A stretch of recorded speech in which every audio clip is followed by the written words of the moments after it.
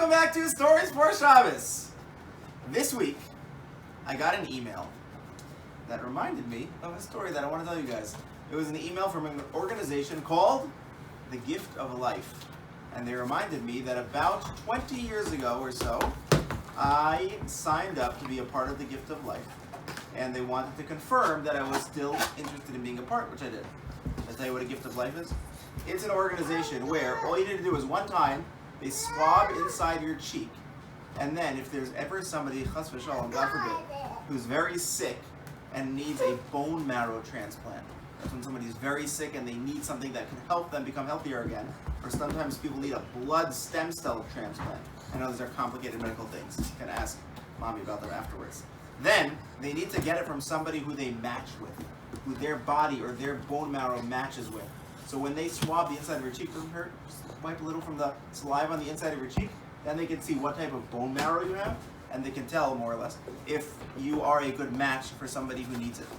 You know how Gift of Life started? Let me tell you the story. You can actually go to their website and find this in their About page. It's right there. But it's an amazing story. There was a man named Jay Feinberg. He's the one who started the Gift of Life organization. And about, here, Avi, come here. About, I think, 30 years ago or so, he was very sick. And the doctors were worried that he might not be able to live for so much longer. Unless he got a bone marrow transplant. But the hard part was, they couldn't find anyone who was a match with him. And they're doing blood drives, and they were doing swab drives. They were trying to find somebody who could be a good match for him. And they tested tens of people, dozens of people, hundreds of people. Nobody was a good match. Until finally, one person said, let's try one more time.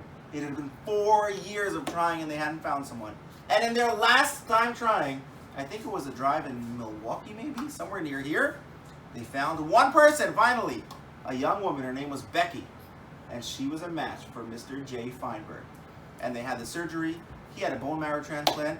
And he not only lived, but lived many years more. Very healthy and full life. And he decided that if I had to suffer like this, I want to help other people so that they don't have to suffer the same way.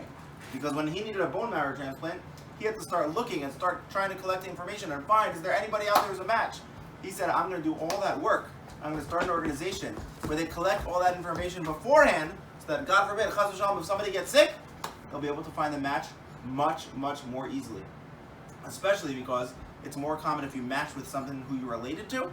And since all Jewish people are related, a lot of times the best match is just another Jewish person.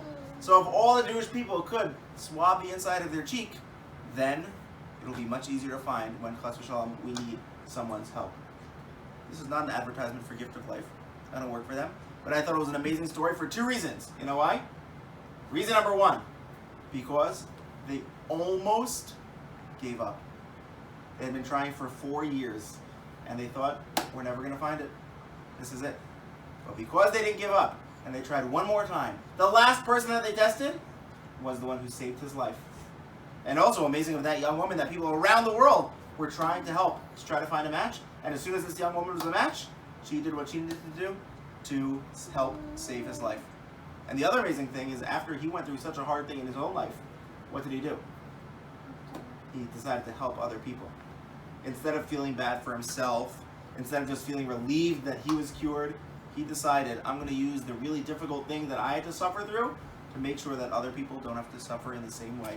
And he started an organization that has now saved probably thousands, if not tens of thousands of lives, all because of one person. So, chas v'shalom, I hope everyone should have only good health, and God forbid nobody should get sick. But anytime Hashem gives us something that's hard in our life, even if it's just a little bit hard, instead of feeling bad for ourselves, we can try to think, how can I use this hard thing that Hashem gave to me to help other people and make their lives better? Shabbos, everyone.